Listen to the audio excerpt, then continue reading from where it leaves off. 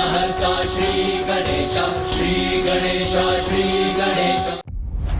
पिताश्री, माता, तापी के अंत के पश्चात वो दुष्ट दुर्गमासुर शांत नहीं रहने वाला। वो अवश्य पुनः कोई ऐसी घृणित योजना को जन्म देगा जिससे कि संसार और मानव जीवन को वो क्षति पहुंचा सके।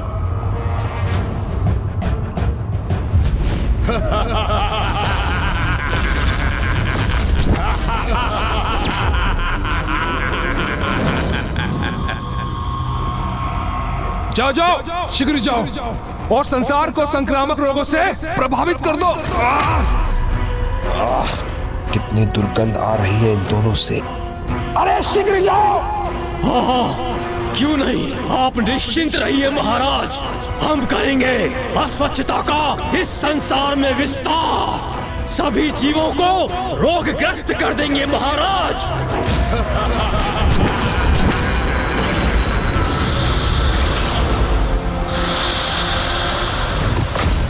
जब पृथ्वी पर फैलेगी महामारी तो देवताओं पर भी पड़ेगी ये बहुत भारी।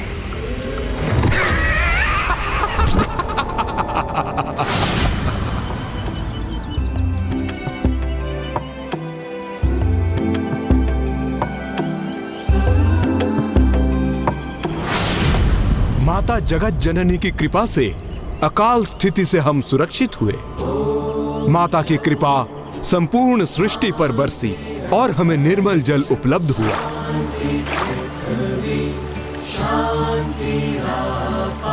इसलिए हमें यज्ञ आरंभ करना चाहिए।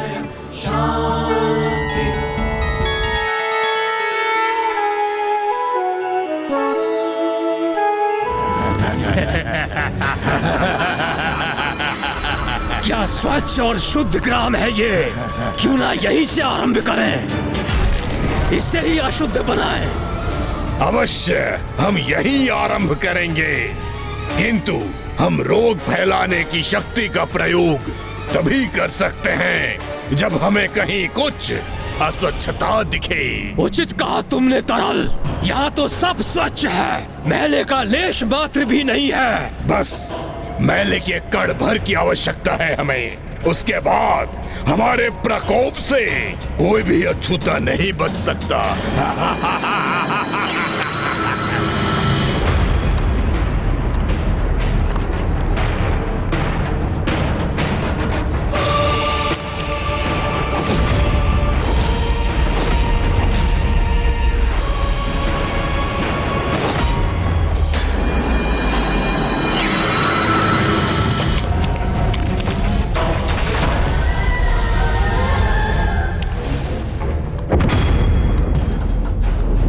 अच्छाई के मध्य बुराई कहीं ना कहीं छुपी होती है। उसी प्रकार स्वच्छ जनों के मध्य कोई ना कोई अस्वच्छ अवश्य होता है जो अस्वच्छता का विस्तार करता है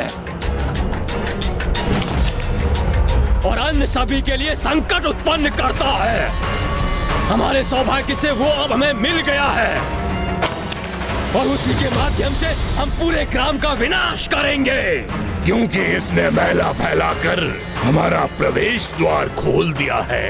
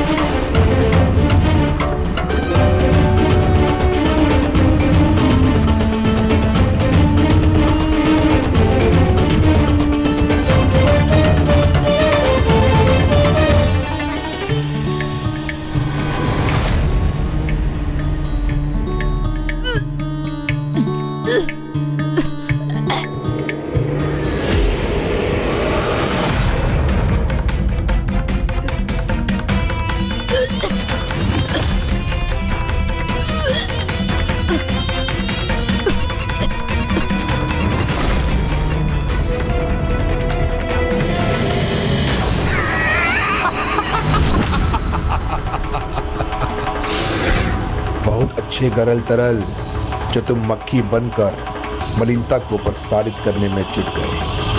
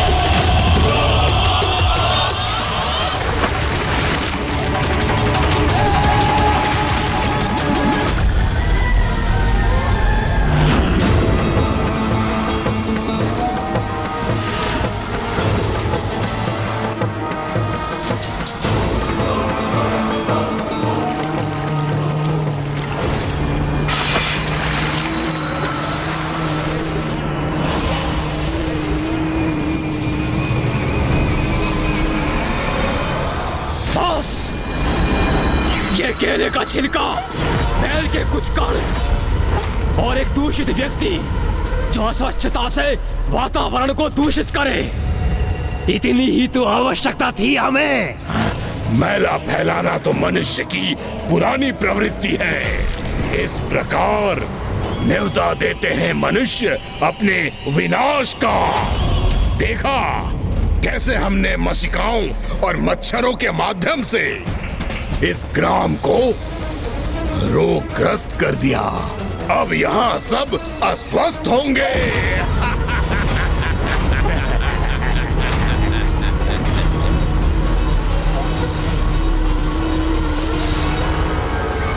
और ये जितने रोगग्रस्त होंगे उतने ही रोग फैलते जाएंगे और तब ये स्वच्छता और स्वास्थ्य के प्रति असावधान होते जाएंगे। अब ये मैला और गंदगी और रोग दूर दूर तक फैल रहे हैं। जैसे जैसे इन रोगी ग्रामवासियों का मल जैसे जैसे पृथ्वी के अंदर जाएगा, पेड़ पौधे और वनस्पतियों को विषैला कर देगा।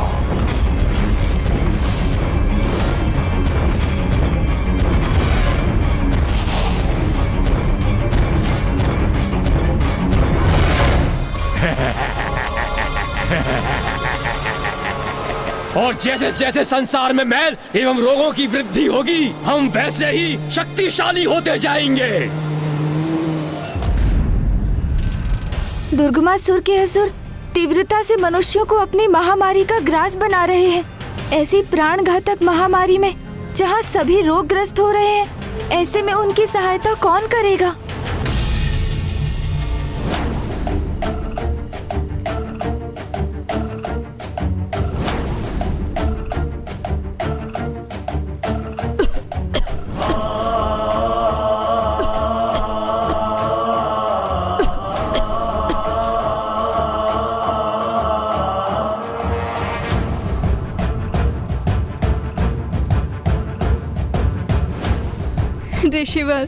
ऋषिवर कुछ कीजिए, किसी भी प्रकार की सहायता कीजिए, मेरे पुत्र को स्वस्थ कर दीजिए। ऋषिवर सहायता कीजिए।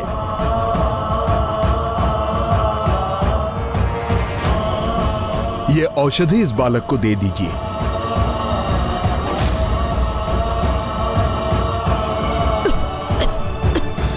संजय, तू स्वस्थ हो जाएगा पुत्र।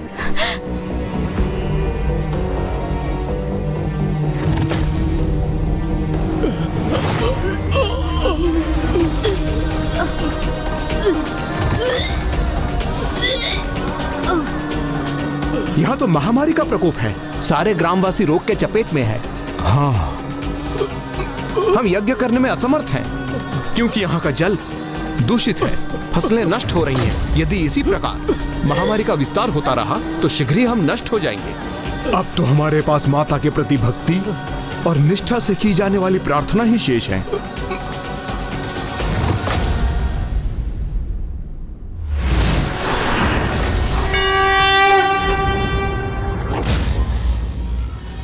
इन्हें पीड़ा में देखकर जब मुझे ही इतनी पीड़ा हो रही है, तो माता को अपनी संतानों को कष्ट में देख कितना दुख हो रहा होगा।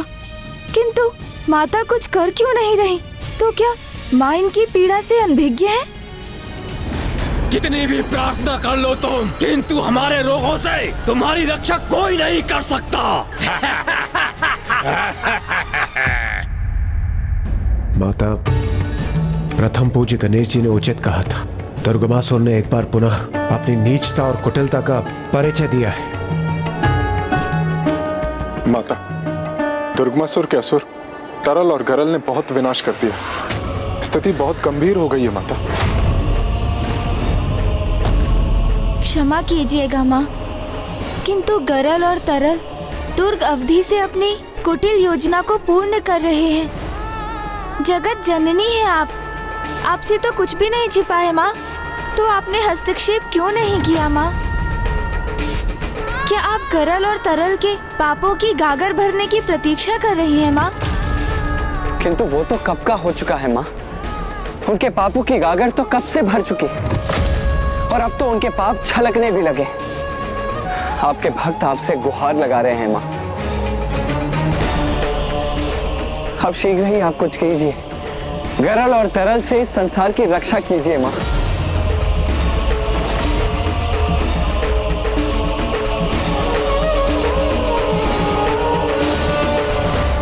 नहीं,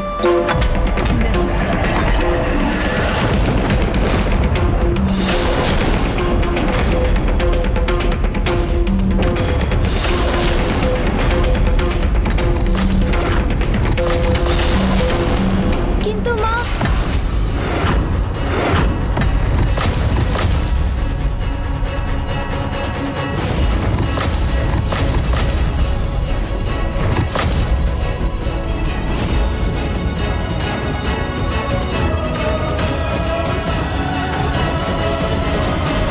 रुको गणेश।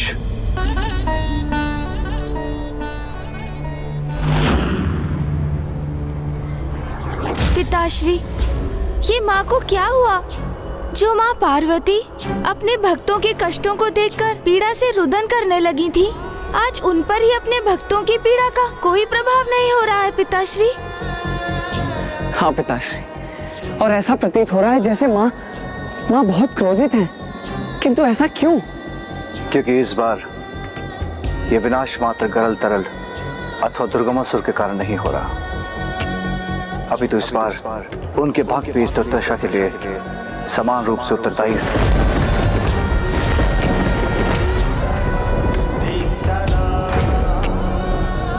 वो कैसे पिताश्री?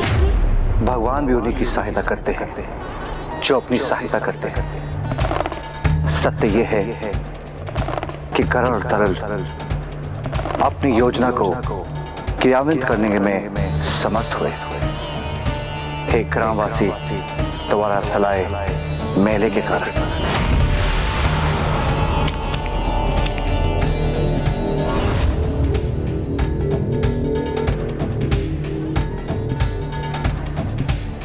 संसार पे छाए संकट का कारण है मैला। मैला फैलाकर जो अस्वच्छता का विस्तार करते हैं, उनके लिए ईश्वर भी कुछ नहीं कर सकते। जहां ज्येष्ठा का वास होता है, वहीं अधर्म और तामसिक प्रवृत्तियों का बोलबाला होता है।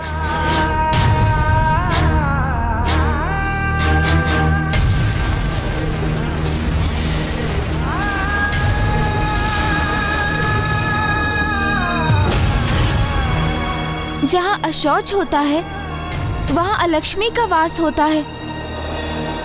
ये मुझे मामा जी ने बताया था पिताश्री। और ये नियम मात्र मनुष्य पर नहीं, अपितु तो देवी देवताओं पर भी लागू होता है। जहाँ शौच नहीं, जहाँ पवित्रता नहीं, जहाँ मैला है, वहां पर देवी पार्वती, देवी लक्ष्मी, देवी सरस्वती का वास हो ही नहीं सकता। वहां पर उनकी कृपा भी नहीं हो सकती। किंतु महादेव, यदि माता पार्वती ने कुछ नहीं किया तो उनके भक्त रोगग्रस्त होते रहेंगे और उनकी मृत्यु भी संभव है। और ये हम होते कैसे देख सकते हैं महादेव? तो क्या हम कुछ नहीं कर सकते पिताश्री? क्या हमें ऐसे ही हाथ पर हाथ धरे बैठे रहना होगा? नहीं भैया, हम अवश्य कुछ कर सकते हैं।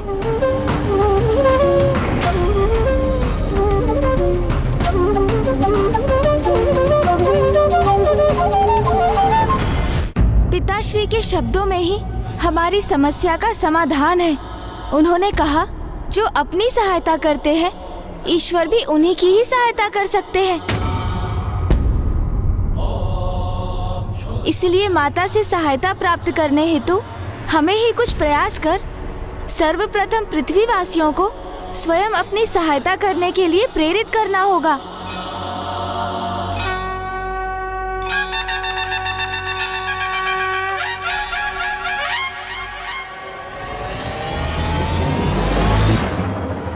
ऋषिवर, कृपा करके मुझे उत्तर दीजिए। क्या हम सब लोग निराश हो जाएं? हमने पूर्ण भक्ति भाव से माता की स्तुति कर अपनी रक्षा की गुहार लगाई है ऋषिवर, उनका आह्वान किया है। तो फिर क्यों माता हमारी पुकार नहीं सुन रही है? क्यों हमें दर्शन देकर हमारे कष्टों को दूर क्यों नहीं कर रही है ऋषिवर? उत्तर दीजिए।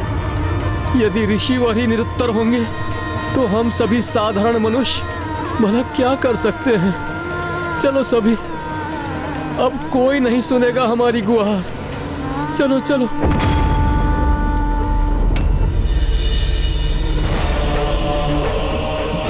हमने तो ग्रामवासियों की सुख समृद्धि के लिए यज्ञ आरंभ करवाया था, फिर भी गांव वासियों की ऐसी दुर्दशा, और माता तक हमारी प्रार्थना नहीं पहुंच रही है। तो क्या हमसे ही कोई भूल हुई है? बहुत बड़ी भूल हुई है आपसे।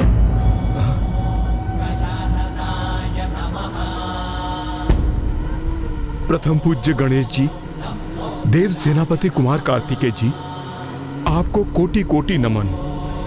प्रणाम ऋषिवर। प्रणाम ऋषिवर।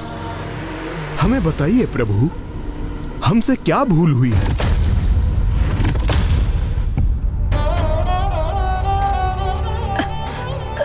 माँ। हाँ पुत्र, हाँ संजय, मैं यही हूँ। क्या हुआ? जल जल चाहिए? जल चाहिए, अभी लाती हूँ।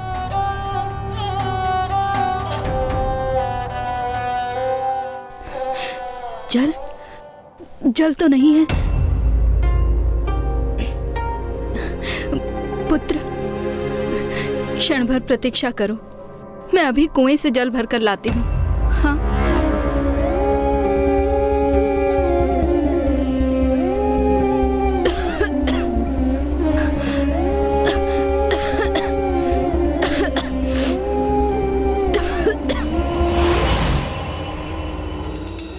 मैं कुछ समझा नहीं प्रभु। ग्रामवासी तो किसी महामारी की चपेट में आकर अस्वस्थ हैं। इसमें इन लाचार ग्रामवासियों का क्या दोष हो सकता है प्रभु? दोष है ऋषिवर। अपने चारों ओर दृष्टि घुमाकर देखिए।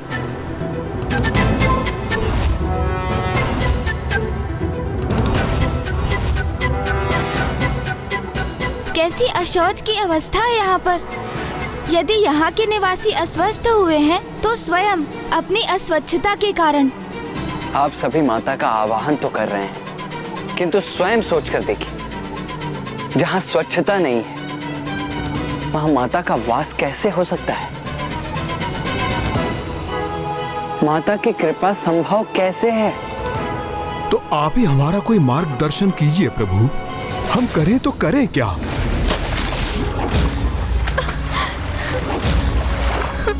इतना दूषित जल मैं अपने अस्वस्थ पुत्र को ये दूषित जल कैसे दे दूं? कृपा करके कुछ तो उपाय बताएं माता। माँ की कृपा तो तभी होगी जब ये स्थान स्वच्छ होगा, अर्थात यहाँ के निवासियों को स्वच्छता के प्रति जागृत करने की आवश्यकता है, और हम वही करने आए हैं यहाँ। जब व्यक्ति स्वयं उठकर अपनी सहायता के लिए तत्पर होता है तो ईश्वर भी उसकी सहायता करते हैं। For more updates, subscribe to our channel, click the show links and enjoy watching the videos.